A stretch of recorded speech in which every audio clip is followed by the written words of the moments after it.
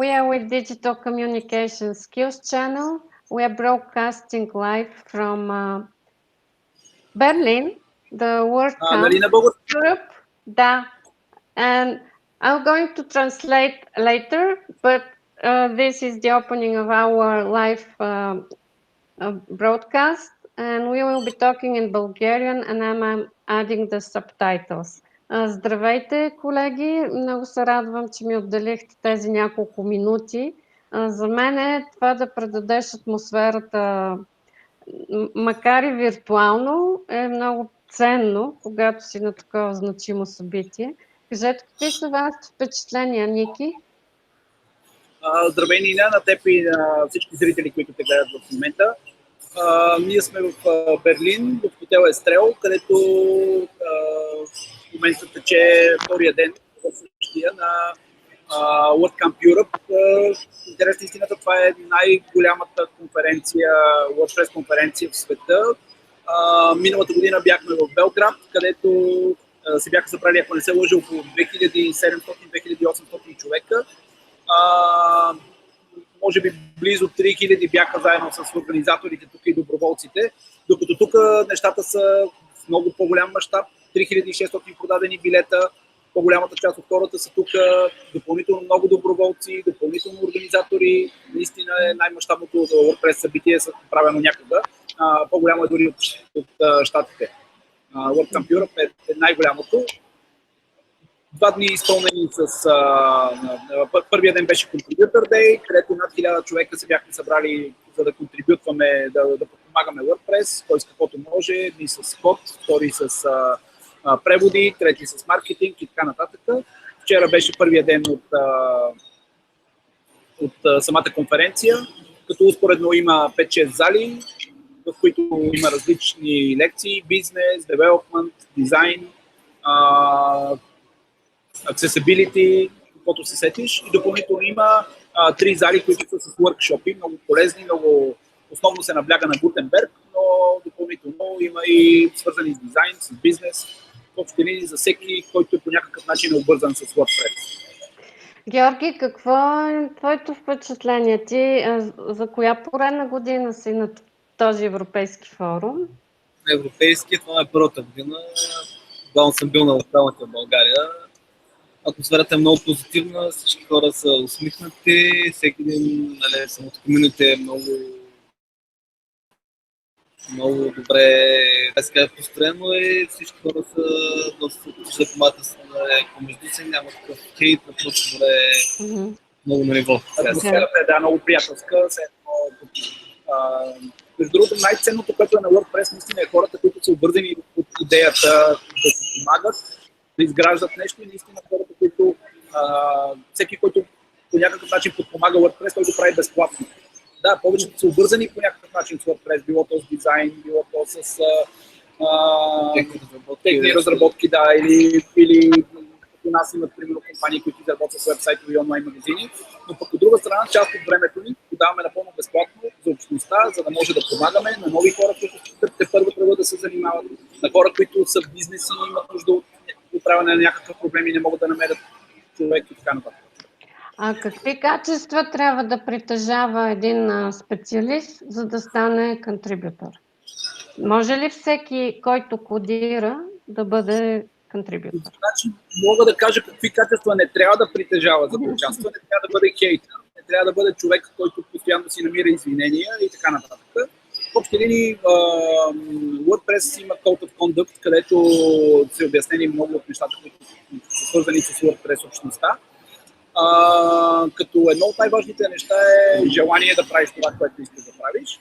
И ако не знаеш как, има много хора, които ще ти обяснят как да го направиш и тези хора ще ти помогнат напълно безплатно да се включиш, да станеш част от общността и да се чувстваш част от едно огромно семейство, тъй като има ако не се лъжа, са над 15 000 контрибютора по целия свят, които постоянно подпомагат общността. Говорим за постоянно, иначе мисля, че до момента са минали по общността над 100 000. Така че абсолютно всеки, който има желание, който е позитивен, който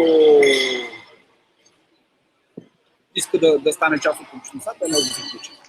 А как можеш да изтъкнеш примера на вашия личен пример, така че да бъде последван, тъй като за България този начин на сътрудничество е още нов и специално понеже във Фейсбук е преобладаващото присъствие, там хората като че ли са свикнали, още няма преход към начина на разбиране на контрибютор. И да, не. Съвсем наскоро имах такъв случай. Тук на WordCamp говорихме с няколко човека. Аз им обясних каква голяма общност имаме от специалисти в България. Като в целия свят, ние не сме по никакъв начин по-напред или по-назад от останалите хора. Общността обхваща е глобална. И споменах няколко от темите, на които на последните WordCamp-ове в София, в Пловдив или във Варна сме били. На тях им стана интересно и се оказа всъщност, че в WordPress TV, сайта, в който се публикуват видеоматериалите от всеки един WordCamp, те са на български и съответно хората, които са с английски език, нямат как да ги чуят като теми. А има много добри специалисти. Оттам ни хрумна, че може да организираме едно нещо, което да бъде да се събереме няколко хора, които да преведем тези видеа, да им направим тайминга и да могат да се достъпни до хората от целия свят, които знаят английски или български. Разбира се, да ги транскрибираме и на български за хората, които имат слухови проблеми или пък използват програми. И в общи линии, една много хубава позитивна инициатива. Пуснах една публикация в една от Facebook групите и веднага ме нападнаха, че сме използвали безплатен труд, да сме били от голямата корпорация, от милионери, които се... Така че наистина много хора те не правят разлика между корпорациите и фундацията, която е създадена с цел да помага на хората, да изгражда общност и да пази, най-вече да пази търговската марка WordPress от неправомерно използване и от използването за лични влаги. Не трябва да е обществото. Това е основната идея за целият този софтуер с отворен код, наречен open source софтуер. Да разбирам за какво говориш. В общи линии трудно се създава такова едно общество. Смятам, че стъпка по стъпка, когато се разяснява на хората каква е идеята за това нещо. Аз смятам, че WordPress не случайно държи 34-5% от всички вебсайтове в света. Те са направени с WordPress. 67% от всички системи за управление на съдържанието, от всички сайтове, които използват система за управление на съдържанието, са на WordPress. Това е повече от 2/3. Така че в общи линии това не е случайно. Това е както заради това, че WordPress е много user-friendly, тя е много лесна платформата е много лесна за използване от много хора, но според мен до голяма степен се дължи на това общността.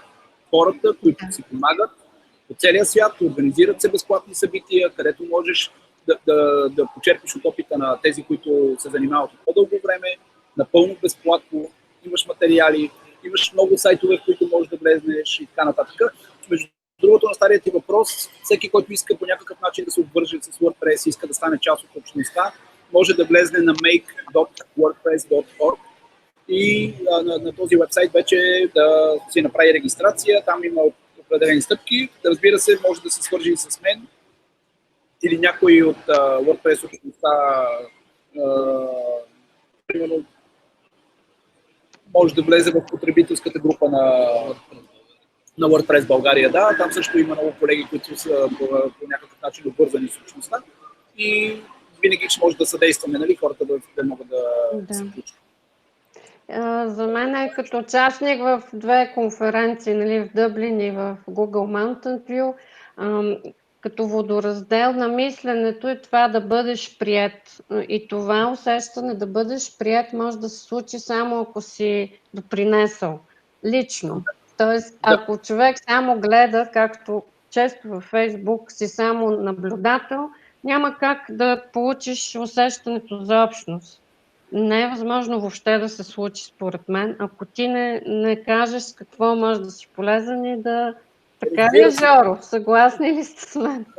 Ами да, така, но няма такова. Тоест, общността, тук много от хората не са контрибутори, но това не пречи. Напротив, важното е да се спазват тази позитивност и да харесваш в случай, този open source модел.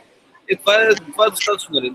Не всеки може да е контрибутор, сметна на това начало, че по-малко от обществото. Това е цялото общество. Разбира се, и тук най-важното е, всеки може да помага с колкото може, колкото иска и колкото време може да отдели. Именно помага, той и с поведението си може да помага, нали? Не е нужно да непременно да подарява всичко, но просто с отношението. За тези неща.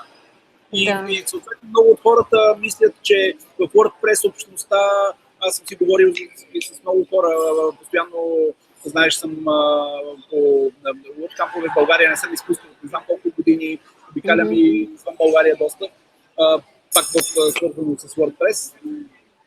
Много от хората се бъркат, те мислят, че WordPress общността е само от разни много напреднали девелопери, където се говори само за код, всичко свързано, а всъщност WordPress комюнититата, общностите, те са за всякакви хора с всякакви знания.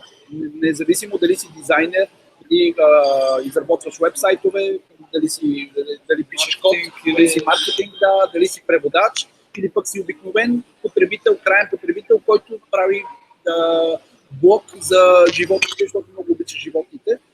Тези общности са отворени за всеки човек. И наистина, по време на сбирките, които правим, идват всякакви хора. Не само такива, които са много обвързани с WordPress, тясно обвързани от години, но и такива хора, които за първ път са инсталирали своя WordPress, искат да се научат как да се индексират по-добре, как да направят сайтовете си по-красиви, по-бързи или пък просто как да пишат съдържание. Това е много важно, че успях да го чуя и ще се постарая това обяснение наистина да се популяризира максимално, защото всеки дори може да дойде и направо на WordCamp 2020. Къде ще бъде то? Къде ще бъде? Знаете ли вече? Предполагам, че още е рано. Мисля, че малко след... всъщност накрая би трябвало днес, ако не се лъжа, да изберат къде ще е следващия град. На принципа на томбола. Слагат се там 10 имена, които желаят и се избира единия. Ако не се лъжа, миналата година, не съм...